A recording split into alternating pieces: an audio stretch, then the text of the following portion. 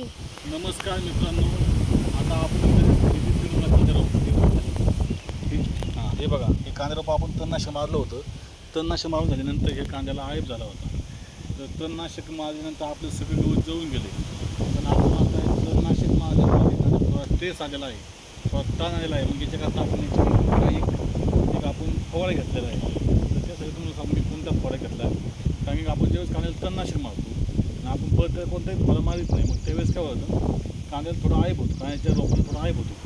त्याकरता तणनाशक मारल्यानंतर 2 दिवसांनी आपण त्याला एक फवारणी करायची असते. पण ती फवारणी कमी काय केलं हे तुम्हाला, मी एका फवारणीमध्ये मी याला आता एक नेटिव्ह घेतलेला आहे.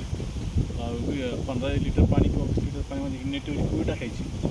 त्याच्यानंतर तुम्ही कराटे घ्यायचं, 25 ते 30 ml कराटे घ्यायचं आहे. त्याच्यानंतर तुम्ही घ्यायचं आहे एक सूक्ष्म अन्नद्रव्य म्हणजे झिंक घ्या, आणि त्याच्यानंतर एक सूक्ष्म अन्नद्रव्य मॅग्नेशियम, कॅल्शियम, फॉस्फरस असे जे असतात ते घटक एकत्र असले ते घटक तुम्ही घ्यायचे. आणि ते मिश्रण तुम्ही एका पंपाला 30 ग्रॅम, एका पंपाला 30 ml, किंवा काही लिक्विडमध्ये असलं तर 30 ml घ्यायचं. आणि पावडरमध्ये असलं तर तुम्ही 30 ग्रॅम आणि 30 ml असं घ्यायचं. आणि आपण कराटे घातलेलं आहे 25 ते 30 ml असं आपण हे फवारणी आपल्याला आपण केलेली आहे.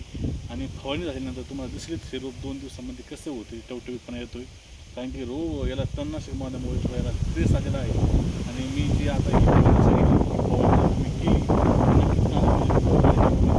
टवटवीतपणा येईल आणि ती रोपाची वाढ होईल आणि कांद्याच्या रोपाची खालची गाठ तयार होईल. आणि याच्यामध्ये तुम्ही 19 जर घेतलं तर तुम्ही एका पंपाला 100 ग्रॅम घेऊ शकता. तेही घेतले याच्यामध्ये आधी उत्तम राहील.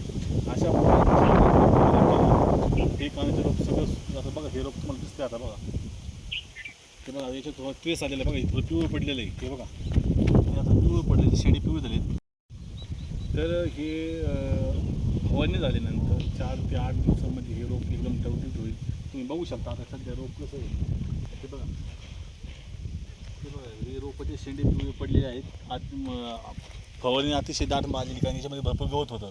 हे बघा इथं दिसतं तुम्हाला, हे इथं गवत दाखवतो इकडे, हे बघा इथं गवत जळून गेलं आहे. कारण भरपूर गवतच जास्त होतं, रोपाची संख्या कमी आणि गवताचे प्रमाण जास्त होतं. त्याच्यामुळे मी याच्या गोल आणि एक प्रकारचं किक मास्टर घेतलं होतं. तुम्ही अनेक कोणतेही तणनाशक आहे तुम्ही कोणतेही घ्या.